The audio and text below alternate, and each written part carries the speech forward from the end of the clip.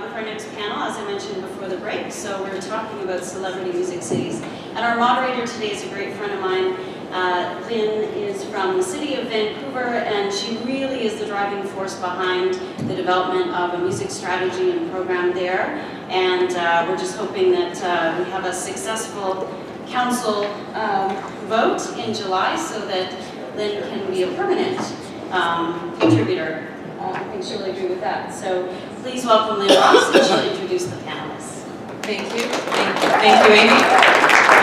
And thank you to the Music Policy Forum for having us here today, so thank you. So I will introduce my panel in order. Lawrence Mitchell. Hi, Hello. I love saying that. He is the owner of Willie Mitchell's Rowe Studios in Memphis. Boo is a Grammy Award-winning engineer. He's a producer, composer, movie producer, studio owner. Is that it? Is that about it? Or That's a slacker. He has worked with Al Green, Buddy Guy, John Mayer, Bruno Mars, just to name a few. So welcome to Toronto, Boo. Thank you. And next we have Omar Lozano. He is the Music Industry Marketing Manager for Visit Austin. Omar serves as a liaison for the Austin music community and tourism and hospitality industry. He markets Austin as the live music capital of the world. Well done. Welcome to Toronto. Thank you very much. I'm so nervous about screwing up your last name. Adrian Tonon? Perfect. Yes. Is the Director of Customer Service for the City of Detroit. Adrian continues to unite his many relationships and networks in the Detroit community by bridging government and the arts in an effort to advocate for a thriving and sustainable creative culture. He is the co-founder of the Detroit Music Foundation and is a member of Detroit's creative community. Welcome to Toronto. And last but certainly not least, hometown hero, Councillor Josh Colle in the City of Toronto, Ward 15. Is that correct? It's a good ward, isn't it? Okay. Councillor Colle is a two-term city councillor. He is the chair of the TTC and the Toronto Music Advisory Council. And thank you for everything that you do for music in this city.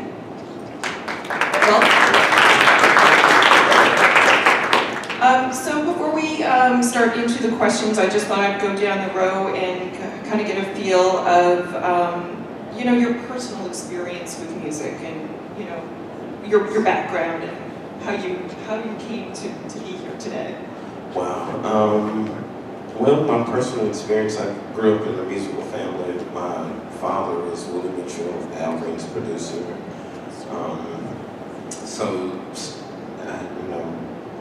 Oftentimes Al Green would be in my house with the Doobie Brothers. No big deal. No big deal.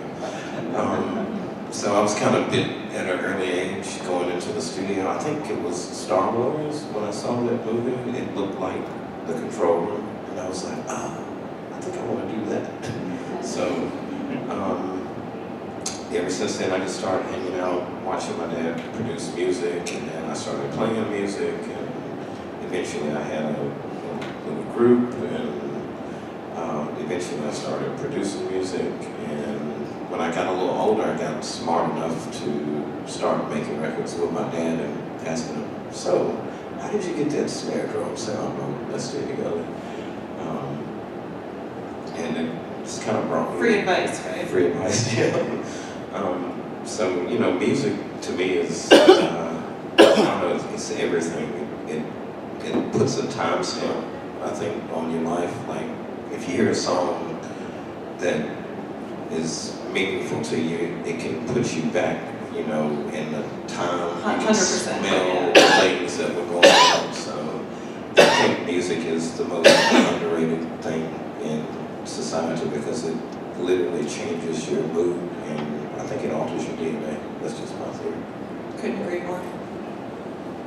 So I grew up in El Paso, Texas, and there wasn't a lot of opportunities for performances or to experience live music. So out of necessity, I became an event producer and a marketer through this to showcase my own talents as a DJ or to showcase various talents from the borderland area.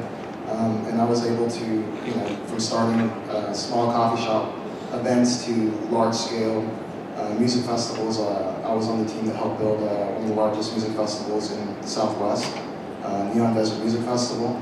From there, I got recruited by Red Bull Music, and I started operating a lot of their brand properties and music events and festival experiential activations, as well as... Did you drink a lot of Red Bull? I drank a fair share, enough to not be noticed,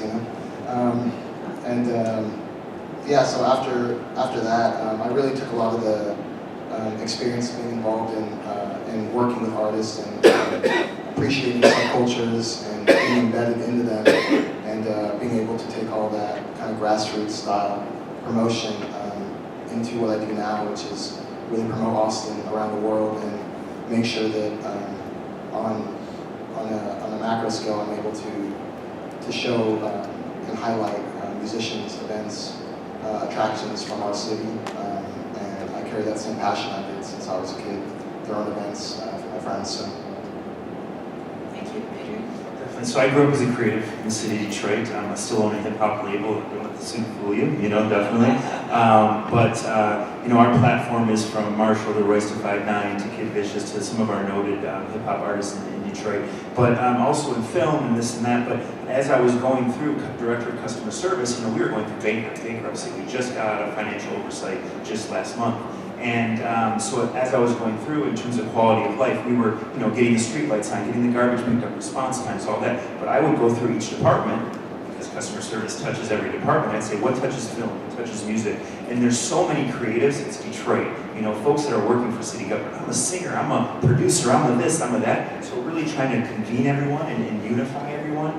Working with some of our great partners like Detroit Sound Conservancy, Detroit Music Foundation, and creating these partnerships and really unifying Detroit. So music is it's Detroit. We don't. It's not on the map where it was. We have a great reputation, but we're working towards it. So it's a way of life. Thank you, Council. Thanks. I mean, I guess I'm a music fan. I can remember, like lying in my parents' living room, staring at album, cover art and liner notes for hours, just listening. Or, the one memorable moment was we drove to Florida on those dreaded 28-hour drives. We had one tape, and it was the Big Chill soundtrack, which was like, wow. And so I know every one of those songs and moments in that song, but it was such an impression on me. And then I started digging into music of that era, and then you start discovering more and more and more. It's endless, right, what you can discover. And then here I find myself as a city councillor in Toronto, and I was kind of sitting on a committee, kind of bored as they talked about the ballet and the symphony, which are great. And I was like, why don't we ever promote or support this amazing Toronto music scene? And no one was really doing it, so it kind of gave me a chance to start to do it. And now, thankfully, tons of councillors want to be behind music and support in the city. So it was just, I think, really an opportunity for a music fan to kind of, dip my toe into the industry here in Toronto. Yeah, and you've done a wonderful job too. I mean, I don't know if Mike Tanner's in the room, but yeah, you. He is. Mike does all the work. Yes, he does. Come up with ideas. He does. No, you really. I mean, you've helped other cities in Canada do this. So thank you very much for that. So as the title of this panel is Celebrity Music Cities, how cities with global reputations tackle challenge and leverage worthiness. What can each of you tell us about how your current challenges and how you're addressing them? So maybe we'll start with you, Councillor. I think, let me just start by saying I love all your cities, and I've been to all of them, and I plan to go back again. I'm like a music tourist now. I think we got to find these things. But Toronto, it's a great city. We're so proud of the way it's growing, but with that growth, it really puts pressure on every part of the music industry. It makes it really expensive to pay rent if you're a club owner to a landlord, because now all of a sudden all these condos going up, right. Real estate prices go up. It makes it hard for an artist to afford that wants a working artist that wants to live in Toronto and create, to actually even stay in the city. And so I think our biggest challenge, and we're trying in a lot of ways to start to tackle it, is just the kind of basic economics of the city right now. It's really difficult for live venues, recording studio space, and most importantly for musicians to be applying their trade in the city of Toronto. Right, rehearsal space too. All Space. We have the same thing in Vancouver. Space is scarce. It's an So issue. it's a problem that it's nice to have in a way because we're growing and people want to live in the city and it's diverse and it's got so much to offer, but it becomes a challenge that we're seemingly pricing so much of us out of the city. Adrian? Our challenge is the obvious. Detroit was, really at rock bottom at a point. I think we were called the armpit of America, which I won't take that. I mean, that's good. I'm proud still to be part of that, right? But looking at That's New Jersey, isn't it? Right? No, Okay. it's all good. We're a good company. But really, it was the quality of life pieces. It was the garbage, the response times, things of that nature. So, probably 3 years ago when I was, looking at music, film, this, that, someone would look at me like I'm an alien. Like what are you even talking about? We have all these priorities. Now, currently leading the Mayor's Film, Music, and Nighttime Economy initiatives, folks are starting to see what we've been working on for so long, and things are starting to come to fruition. There's many challenges. Our working with Detroit Sound Conservancy, we're really asset mapping, and we're looking at how many venues are there, how many have we lost, how many. So we're really looking at the past, the present, and then we can pave our way to the future by following. Are they starting to see value? Oh my gosh, absolutely. We look at, I think we're very proactive in terms of we know what the problem is. Let's be proactive and let's focus on the solution. So that's where we are. There's challenges, but there's challenges every day in life, and we just look at, what are we going to do to move forward and be positive. A lot of exciting things going on in Detroit. I think that, currently all eyes of the world are on Detroit, and I always preach to our city employees, our ambassadors, how do you want to be remembered? We have an opportunity right now, seize it, look back in 100 years and say, I was part of that. Like you're going through a revamp of sorts. Absolutely. Never a blank canvas, because we have so much history there. If anyone ever says that, we're like, no, it's not a blank canvas. But the mayor has his principles, and his principles are Detroiters first, folks that stayed. We had 700,000 constituents that stayed. They are priority. Everything else is we'll move forward based on that. Great, thank you. Omar? Like all cities, built on the backs of creatives, as they become more interesting and musicians and creatives work to build out this space, we have definitely an affordability challenge on the musician side, but also on the venue side. So being able to work with a lot of these various stakeholders to understand what their challenges are. One thing I've learned living in Austin is that there's really no one solution for attacking these kind of challenges and issues. Being able to, Austin has like 144 nonprofits that are all specifically dedicated to very niche issues. It really takes a village to keep our industry afloat. We're a very small town compared to some of your destinations, you can say, and the growth has been explosive, and trying to balance that growth with authenticity and making sure that our musicians don't leave is something that a lot of us work to do every day. We have nonprofits like Health Alliance of Austin Musicians, which specifically focuses on subsidizing healthcare for Austin musicians, or Black Fret, which is a patronage system that really helps up-and-coming musicians with grant money that they unlock as they build their career. So we have a ton of these kind of nonprofits, but also private organizations that are definitely responsible for taking that step. At Visit Austin, we actually have a program called Hire an Austin Musician. We personally hire over 200 artists a year because we want to make sure that musicians and the greater music industry understands the impact of tourism and the possibilities with playing corporate events, or we had a showcase on Thursday at the Rivoli, and that was 3 great Austin artists that we brought over to showcase and have media opportunities around. So it really takes a village to keep a lot of this afloat, and that network of everybody trying their hardest to keep a city like Austin top of mind and authentic has definitely been a daily challenge for us. So Memphis has had its own challenges. For a long time, we couldn't get past Elvis and Graceland. In Beale Street was down to like, one club, one bar, and a daiquiri shop. And then at one time, they, somebody thought it'd be a good idea to brand us as the distribution center of America. And I was like, what about B.B. King? What about Al Green? What about Isaac Hayes? What about? We've got a cool city council. Our city government has, knows what's up with music. So Beale Street has become thriving. We've got more music venues coming up. The cost of living is not very much in Memphis. So we're doing good in that regard. A lot of our challenges, though, we don't really have the industry, the outlet, because we have like a lot of creative people and producers and artists and stuff, but we don't have any major record labels there.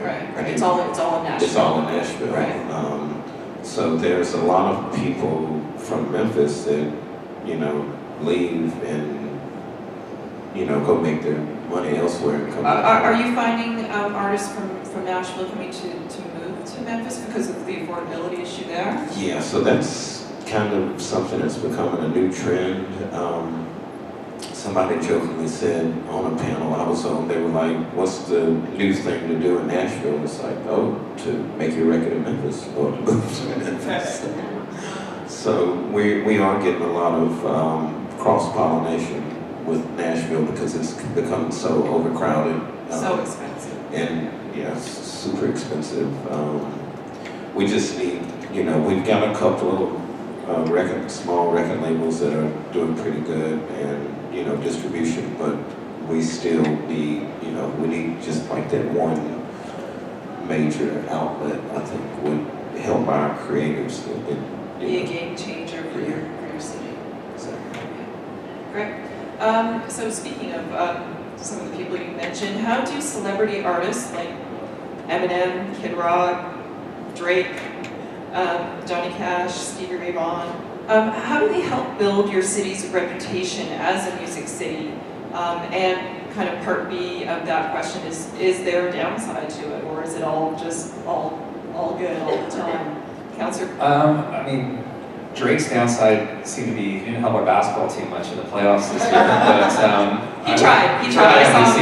He was cheering hard. I think with some of the success of those kind of major, huge international acts, I know some people are kind of sometimes critical, so they take so much oxygen out of the room, but I don't think that. I think it tells, it's like a cue to the world that there's really cool stuff happening in your city. And so, it amazes me with how the kind of the reach of Drake and The Weeknd and some of these artists that become Toronto ambassadors, and it kind of, then people can figure out that, there's this amazing hip hop scene in like suburban neighborhoods in Toronto that even Torontonians didn't appreciate or know about until their local guy made it big. And so I think, one of our advantages is we've got, the most diverse city probably on the planet where every single language is spoken here. And so, yeah, we've got kind of clubs and bars that you see at Canadian Music Week that are filled with acts and bands, but really in every little corner, there's a kid, in his basement or uncle's in a garage, laying down a track that's going to be, we hope, the next big act. So I think I think it's been great for Toronto. I do too, and there's so many. So we did a show last night in an abandoned subway station. It was really cool, and I could tell it's a couple of those acts I think we'll be seeing and talking about in those kind of contexts. So I think it's a great way to kind of send that message to the world. There's stuff happening in your city. Go dig beyond the surface of the big act that you kind of are introduced to. I think so. So you're using Bobby Ritchie, Kid Rock, Eminem, that. They both, Kid Rock has a house in the city. He lives there. He's in Nashville too. Eminem never left. He's there. So it's a great thing to say, hey, we live in Detroit, we're here. But here's what you have to be very intentional about. So we tended coming up as Detroiters, everyone's on this grind, this hustle. They're kind of doing their own thing. They have tunnel vision. We were not intentional about grabbing our youth and cultivating and mentoring and doing all that. Right now, we're very intentional. I don't know, Michael Reyes is right here from We Are Culture Creators. That, he's got 1,000 young brown and black kids standing behind him that are the fabric, that are creating the culture of Detroit right now. And what we're doing is we're bringing Royce, Marshall, all these guys to these kids and saying, how can we work with you? Movement is a very famous production. It's a techno fest. It's one of the largest privately held techno fests in the world.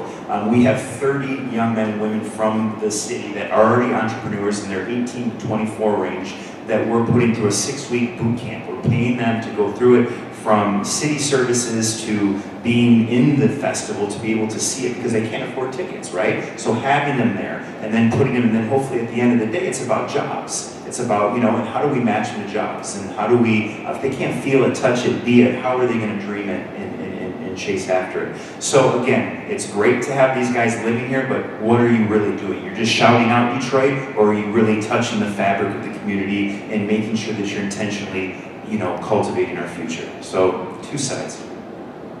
Omar? Yeah, I think that all artists at their best can serve as marketing forces. They can serve as brand ambassadors, because our destinations are brands, at the end of the day.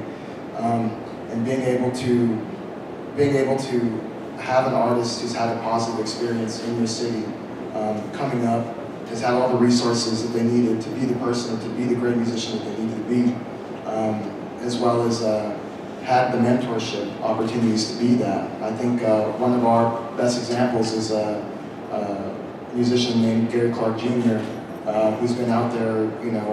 He had such a great experience in the city that he embodies Austin. He's able to take that on the road. If you have a musician who's had that type of positive experience, they're shouting your name out around the world, and they're talking about it in magazines. And with people like Gary Clark, who had a really special mentorship, he was mentored by some of the great blues musicians like the Vaughan brothers, and he got to play in early iconic venues and was given that chance. And because I think to talk about what you get back, what you're giving back, Antone's is a really big blues kind of the epicenter of Austin. And it's been threatened to be closed down a number of times. And when the nail in the coffin was coming, he actually invested in it, and so he now co-owns that space. That's amazing. And that just shows what can happen if you were a musician and you were given these opportunities and you are paying back. So he also mentors young blues musicians. There's a group called the Pearson Brothers who are these young blues prodigies, and he plays with them, and he mentors them in a very similar way that he got mentored. So I think that's the cycle that you need to look for, and being able to know how you can provide these opportunities and what that resource net is for these musicians. Who was it like from Memphis? Well, like I said, for a long time, we really couldn't get past Elvis. Elvis is a huge deal, but there's so and much. Huge tourism dollars there. Yeah, huge tourism dollars in Memphis. That's just. But Memphis is so much more. Yeah, it's the tip of the iceberg. So, you have to, use your history as not as a crutch, but as a foundation to build upon. And you gotta embrace the new artists that are, the new game changers. Who's going to be the next Elvis? I remember 3-6 Mafia was selling millions of records, and nobody in Memphis had sold millions of records for 10 years before that. And there were some people on the city council that didn't want to give them the key to the city. It's like, people get the stick out of your butt. Yeah. It's but because of the genre? Because of the genre, because of the language, but there's still now, there's probably 5 of the top rap groups now that have resampled this just one particular 3-6 song, ASAP Ferg, y'all know the song, right? I can't say. Give us a couple bars. Do a lot, Corn on the cob. Anyway. But so you have to, you gotta build on your history, and you gotta do stuff for the next generation. You know, I fought for a long time in my city, you know, like telling people, you know, we had, for one while, we had a lot of bars that all you would hear was cover music. And it's like, we're not gonna find the next Isaac Hayes, the next Elvis, you know, in bars, you know, pouring some sugar on me every freaking weekend. So I hear that. So, you know, now we have a lot more places that artists can play their original music and get paid for it. Getting paid is good. Yes. Getting paid is great, you know, so I think that, you know, that's important, is to have an outlet in venues that, you know, embrace and showcase new talent. So we have a couple of really great spots. One of my favorites in Memphis, DKDC. It's a small bar, probably holds 100 people, but it's like the coolest place to see live music, and often, you know, and they always have new Is that bands. on Beale Street? No, it's in Midtown, Cooper Young. Like Beale Street is cool, but it's become kind of touristy. Yeah, it is. It's not where you're gonna find the Yeah. next, you know. They've kind of paved paradise and put up a parking lot right there. But you know, so we've got some challenges with that, but I think that's what you gotta do. You have all this history, you gotta build on it, and then make some new outlets for, you know, for the next Elvis Presley or B.B. King or whatever. Gotcha. Fair enough. Omar, this question's for you. How does your city deal with competition from other industries or sectors? Yeah, I think nowadays a lot of music destinations with deep musical lineages or stories are really starting to understand the value of what they have, of their attractions, and they're investing in them more. They're working in the music story into their marketing campaigns. So I think it definitely is a little bit more of a crowded space. And at the end of the day, our destinations are brands that people choose, you know, and based on what your particular brand is, and it's really not a consumable brand. It's more of a lifestyle brand because people have to experience your city. So understanding what really makes your city, what is the story that you're trying to tell. You know, not to say that Austin doesn't have world-class recording studios or a great music industry at large, but live music is our bread and butter. Experiencing that is how we are able to, you know, angle ourselves and separate ourselves from that bunch, whether it's the amount of music venues that we have, or the amount of great festivals that we have, from South by Southwest to ACL to a lot of the smaller niche festivals that are starting to gain audiences. So I think in a way there definitely is that sort of competition, but also it's pretty collaborative. If you think about some of the dialogues that maybe Toronto and Austin form, or in these kind of music city summits, which, you know, I think really position music cities much more as a shared growth economy than that competitive. You know, I think we all share the same challenges, whether that's affordability, whether that's venue legacy and them withstanding the test of time, or zoning, or all these various things. Being able to exchange ideas to make our music scenes more dynamic and stand the test of time, I think is really what we stand to learn from each other, as opposed to just straight competition. Thank you. And Boo, I would ask you the same thing in Memphis. What's your competition there? You know, a lot of people say that, oh, there's this big competitiveness with Memphis and Nashville, but I don't really see it at all like that. You know, I think that we need to, like, kind of build together, because there's no two cities there that are alike. You know, if you want country, you go to Nashville. If you want rock and soul, you go to Memphis. If, you know, you want the blues rock, you go to Austin. I think every city is different and has something to offer, and I think that, you know, I'm trying to get this over to my elected leaders that, you know, we should be talking to Austin, we should be talking to Seattle, we should be embracing, you know, each other and seeing, hey, what Like, how can we help each other? Yeah, how can we help each other? And maybe some of your ideas will help our city, and maybe some of our ideas will help your city. Borrowing ideas, I do it all the time. Stealing ideas. I'm good with it. Borrowing. This question is for Councillor. How does Toronto leverage its noteworthiness? I mean, what are the opportunities? How do you manage the expectations from stakeholders, whether it's artists or the industry audiences? Because the expectations very, very high in a city like Toronto.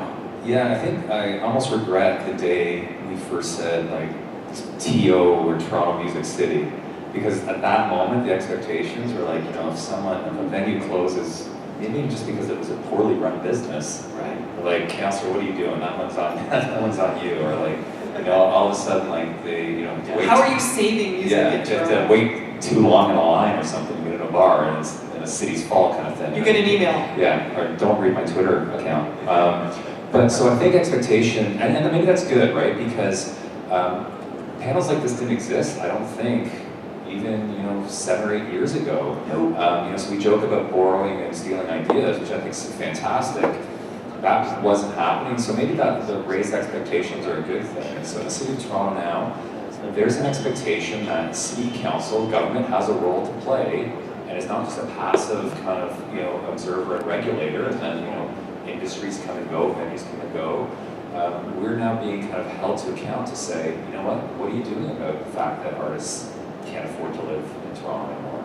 Or are you going to make changes to, you know, preserve venues? And so now when we push forward, recently we're kind of trying to push forward a process by which if one of these, you know, our many new condo developments are coming forward and is proposed next to an existing venue, the same way that developer would have to go through the water department and engineering and transportation, they have to speak to Mike Tanner in our music office and have that conversation. So that would have been seen as like a completely alien and foreign concept 5 years ago. Absolutely. But because of those expectations now, I think maybe a developer's going to expect that. And our residents, hopefully, are there too, where they see there's a role for City Hall to play in music. And I think that the fact that, you know, so many people are in this room, it's spreading, right? It's spreading across certainly North America, I'm sure Europe, and I think that's a good thing. So in Toronto, we're being held to account now, and so with that, there's a ton of work we're doing as a city to try and do our part in all those issues that affect the industry.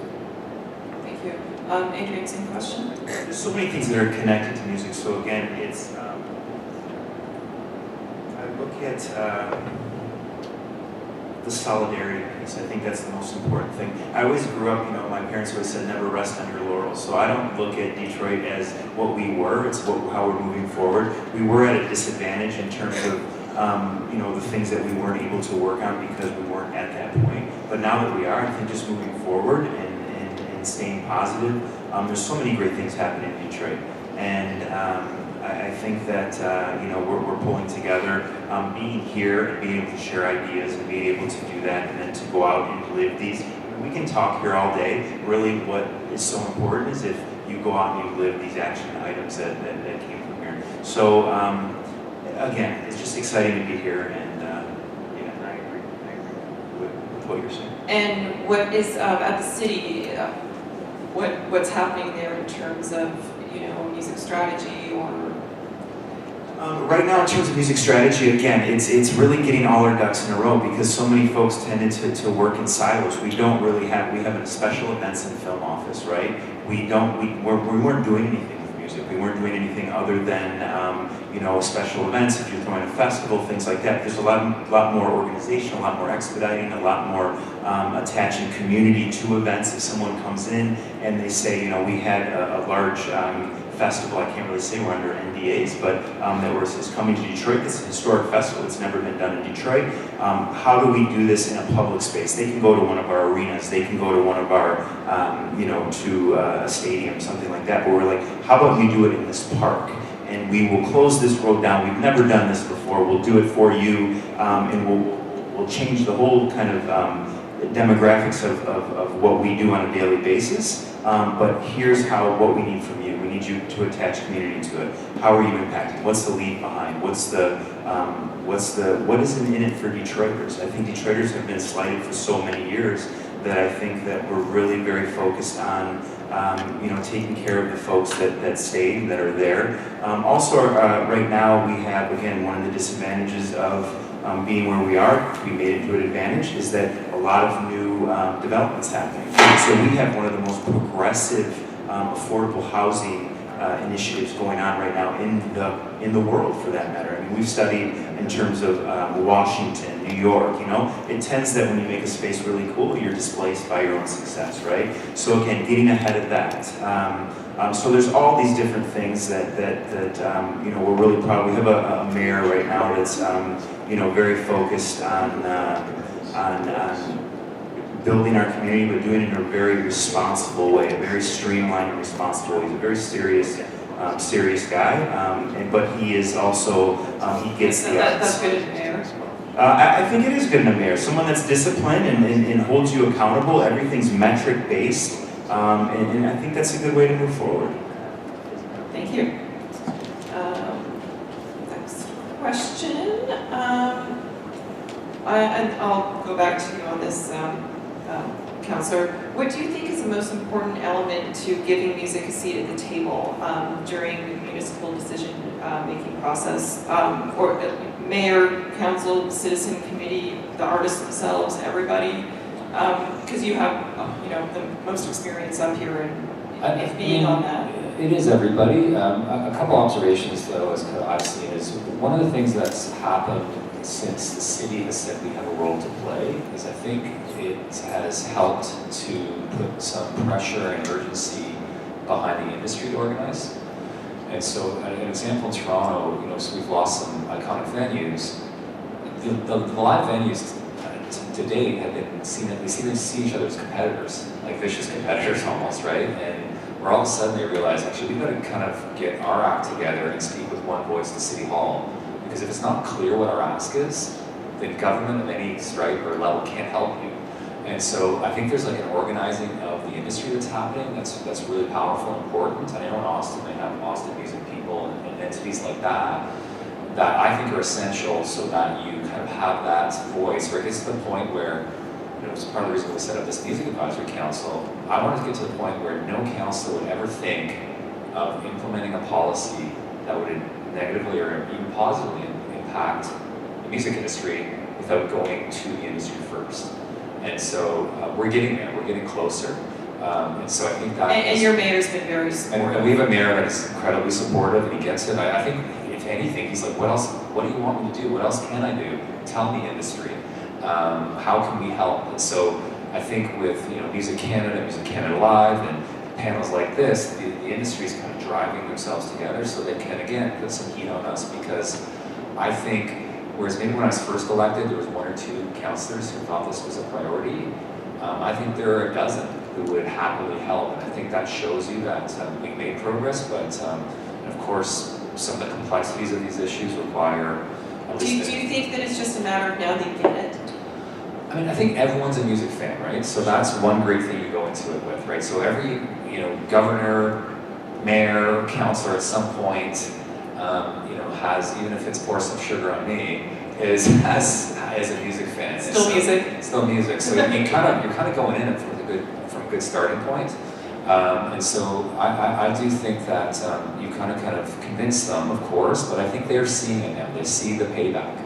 And I think they see the value it brings. It's, even if you don't love music, the economic benefit to your city, tourism, dollars spent is so big. Hotel rooms, just your own residents just going out, they're going to get dinner before their show and things like that. So even that alone, even if you're not a huge music fan, I think government is seeing that there's a huge benefit to support the industry in any way they can. Thank you. Omar, I would ask you kind of the same question from your city. How do you know at the city level what's the driving force behind music there? Is it a citizen committee? Is it the artists themselves? Yeah, it's sort of a mixture of a ragtag group of individuals who feel really passionate and are all working hard at it. I sit across the hall from the film commission person, and it's interesting seeing the way that when the film industry locally or in state is attacked in any shape or form, they have these awesome sort of procedures in place to go organize and to go talk to city council or to go talk to their representatives and to really show up in mass. And I think the music industry is on its way there, but it's definitely very factioned. And in Austin, we do have a couple good examples of organizations that are really starting to make some awesome progressive change. I know you mentioned Austin Music People. They're a good lobbying force for a lot of special events. Also we have a relatively new organization called the Austin Music Venue Alliance, which is sort of based off of a similar project in the UK, which lobbies around music venues and their needs. And one of the successful projects they've been able to work on with the City of Austin Music Office has been having this pilot program which extends outdoor sound curfew hours for the weekends. And they ran it for about 6 months, and they wanted to see if they had many complaints or what was the difference. And they were able to actually make it a permanent fixture on the Red River Cultural District, which is where a lot of our live music happens and where there's a lot of outdoor music venues like Mohawk or Cheer of Charlie's or the Studs Amphitheater.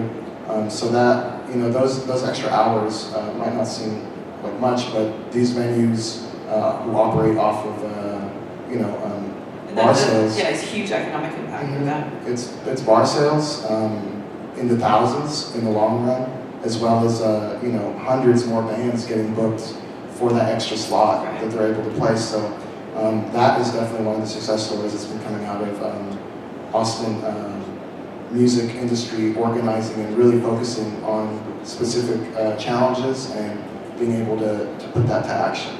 Great, thank you. So I'll direct this question to you, Boo. I just like saying that, Boo. What do you hope your city will look like in 10 years from a music city perspective? I know it's an unfair question, but Oh, wow. blue sky. Blue sky. I hope that we, that we have more notable artists that are from Memphis, and that we have more music industry, like a couple of, 2 or 3 successful record labels would be cool. Or publishing company or something. Just more industry. Yeah, more and industry. artists, obviously. But Yeah, because we have all these artists that don't really have an outlet, and a lot of them fly under the radar. Like there's a young man I just met, he's 25, I just met him at a Grammy function a couple of weeks ago, and he produced like half of SZA's album and Kendrick Lamar and stuff, and like nobody knows who this kid is. It's like, same question for you. Okay. I would love in 10 years for Austin to still be an authentic experience for visitors and locals alike, to be able to balance the growth that we're without a doubt facing, but also for iconic music venues, to be able to have a long lifespan, for musicians to continue to build stories and to be able to continue to make a livelihood in the city, and for festivals, big and small, to be able to find new audiences, to export their brand around the world and be known as a very unique festival experience. So overall, just keeping the authenticity in place and balancing the growth that we're experiencing currently. Thank you. Adrian, 10 years. Right. can't think 10 days from now, definitely. But no, I think our overall objective is to reestablish Detroit as a music epicenter. And with that, artists are working, living, playing in the city of Detroit. Our at-risk youth, I think there's a direct correlation. Some of our we're in the studio at night, and some of our youth will come in and say, I just did 6 months, I just did. If we had a music economy and ecosystem, they're not doing desperate things and getting in trouble for it. They're there. It's not just about the artist, it's the 100 people standing behind the artist. So it's really, just across the board, just having a Detroit where all eyes would see Detroit as really, capturing the opportunity we had and looking and saying, you know what, there was an opportunity and Detroit seized it. And hopefully that's going to be the case. And you know what? We are pulling everyone together. Everyone is unified. Everyone is on board, and we'll see in 10 years if we can continue that. You're only as good as your last performance. So, I'm very happy with our partners and just in government in general, because government gets it. Jack White is back too, right? He's around. He's calling out Nashville these days, but God bless him. No, he has a place in I heard he's Detroit. been hanging out in Detroit. He has. I just saw him in Detroit. Yeah, he opened up Third Man Records, so he's there. He's running that, and he's done a lot of great things. He's low key about a lot, and a lot of Detroiters are. They don't come back and shout out, "I'm doing this, I'm doing that," but they do a lot. But we want to see him stay in Detroit, and then go visit here or there. But again, bring the business back to the city. Councillor, 10 years, Toronto. 10 years. I think, my hope for 10 years, I think there's so much of a great story in Toronto on our music scene, and I hope in 10 years the world knows it better than they might now, and would say, I want to go to Toronto because it's a music city. But to some of Adrian's points, I think the other thing that I would like to see in 10 years is, so Toronto, if you're a white guy who plays guitar and you kind of got your beard, you've got a lot of venues to play and opportunities, right? But where I think the action is and the opportunity is we've got these just masses of communities of mostly young black men and women who are creating amazing stuff, but they don't have anywhere to play. There's not a radio station that will play a lot of it. Even DJs will play stuff from international artists, but not local Toronto kids. And so my hope is that we continue to flourish. We address all these challenges, but we've created a space and a voice and a platform for that next generation of artists that really is the future of our city. And that represents what your city looks like. That's what our city looks like, right? The city doesn't We talk about that in Vancouver all the time. It doesn't look like this room, really, and so we need to change that. Thank you. God bless everyone in this room. Yeah, I love this room. This is a great room. We can go on and on, but do we have questions from anybody in the audience? I think a couple people back there. So is there a mic? We're getting you a mic. Thank you.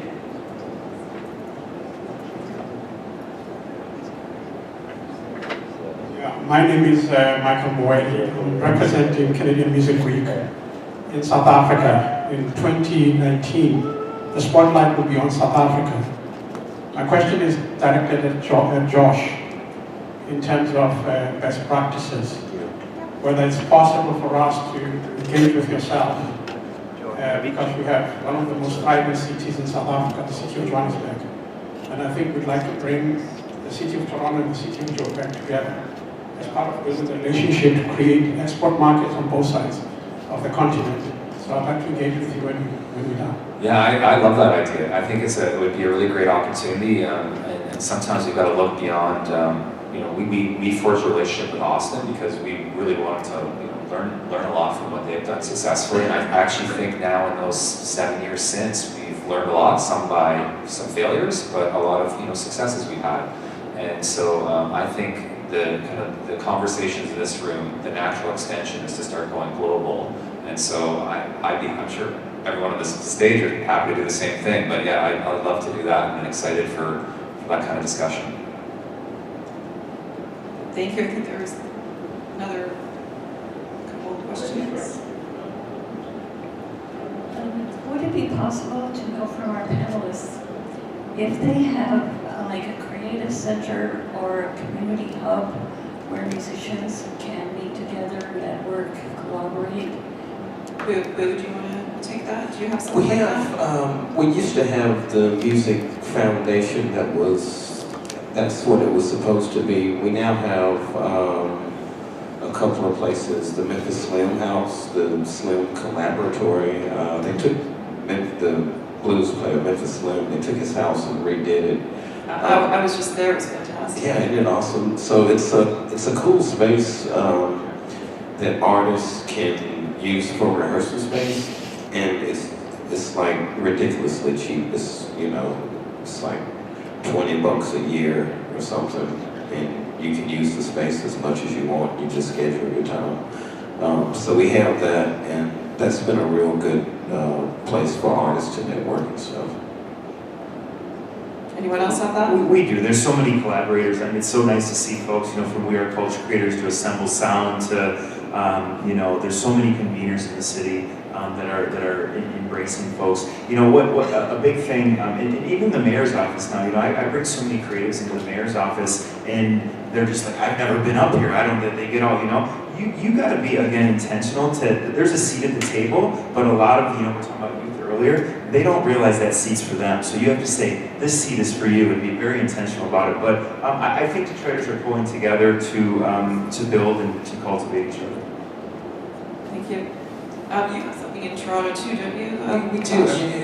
Admittedly, though, this is kind of one of the ones we're trying to unlock, because I think there's such opportunity to have these collaborative spaces, these kind of, I know incubations, like this big buzzword in the tech space, but I think there's a model we can borrow for music into how do we create these spaces where, whether it's studio time or just mentorship, or that young artist who's on the verge but needs to connect with the right host of support people that might take them to the next level. And so we've partnered with an organization called Remix, and we've put them into, that does a lot of that kind of grassroots art music development. You funded that. Yeah, we funded that to put them into a new building that's being built, or gave them some funding. They get funding from other sources, and so. But I think that's a piece we're trying to unlock. I know there's a lot of people who want to get into it, and our music office is kind of leading some conversations with kind of everyone who has an idea or an ambition in that music hub space, because I think there's really fertile ground there, especially because not everyone wants to be at a bar honing their craft. We've heard certainly from our kind of diverse community that some people aren't comfortable in that setting where beer sales is the fuel of their music career. And so we need to look for other spaces where someone can kind of learn the Safe craft spaces. and that are safe for diversity of different people. Thank you. I think there was I have one question. Mirick in the back too. Sorry. Mirick, do you want to go first? All right. Well, this question is for Boo, and for those of you who don't know, Boo, among many achievements, recorded Uptown Funk, a little lesser-known song that he won a Grammy for a couple of years ago. And I bring that up not just because, I adore you, but because I think it's interesting that, and I wonder how you leverage that kind of transaction for your city when we talk about tackling challenges and leveraging noteworthiness through celebrities. Bruno Mars, I mean, he's the man. So how do you use that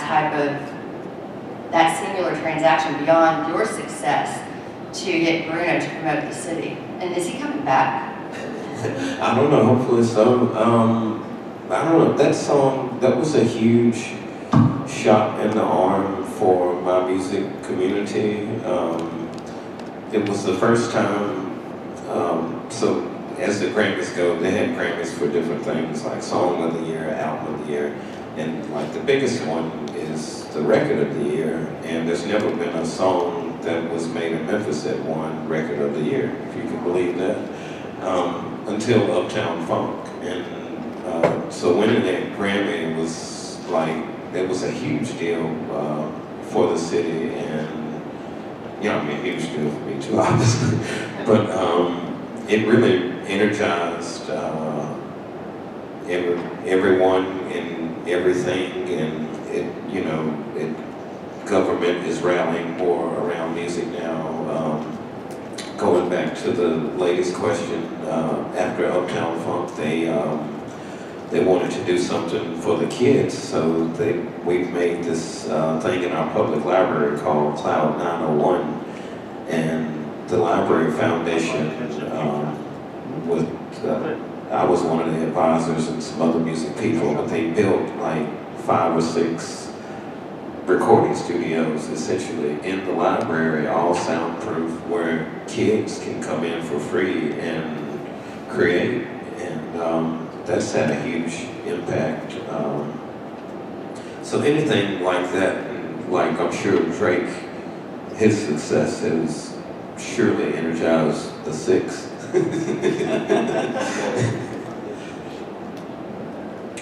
Thanks, Merrick. Hi, good afternoon, Merrick Milan from Amsterdam. Great panel, amazing. I really like the really collaborative approach which I'm hearing here from the stage. Yesterday I heard Gene from Ella Project in New Orleans say something very interesting. What he really liked about New Orleans, he said like that was a little bit broke, or like damaged, like it's like broken. There were things broken. Sorry for misinterpretation, but like there were things that were still damaged and not really dealt with. So my question to you, to the panel, is what is like maybe Detroit or Austin? What are things that are, when it comes to incubating the local scene, incubating local talents, what still needs to be done? What is like broken? What can you change? I mean, there's a lot that's broken, but you know what? That's where some of the best creative energy comes out of it. When you're in a space that, or in a town that still has a lot of issues. We have a lot of issues. Again, trying not to focus on, what the issues are, but what the solutions are. I think getting everyone on board, not everyone coming to Detroit. We have a lot of folks that are coming to Detroit that have these grandiose plans, what works in the suburbs, what works in, this is not the suburbs. I've had friends come to me that are big developers, and they'll put up, I remember I was in a restaurant recently, and they put up this development and I was like, please put that down. We will never build that here. That belongs in the suburbs, But it's just folks not getting that. We want to go into what you don't know that you don't know. If we have this opportunity, we want to do things that are innovative and still keep our grit. Like, I don't want to lose the Detroit grit, and I know everyone that I'm around does not want to lose the Detroit grit. So I think it's really just getting folks to understand that we're not like other cities or the suburbs. We want to be our own identity, and that's what Detroit was built on. It's just, getting some, there's folks from the international art community that come in that, that have means that are like, they don't even, like, money is not an object. They think they can come in and just say, I'm going to do this and I'm going to do that and that's not how it works. I mean, you have to come in and say, the first thing I'll say to somebody is, who are you working with locally?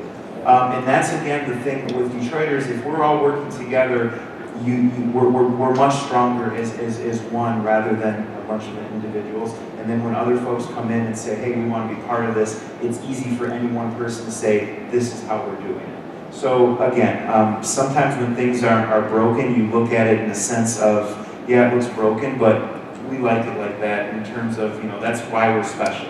We're going to work with it. So. Thank you. And I think that's it for questions.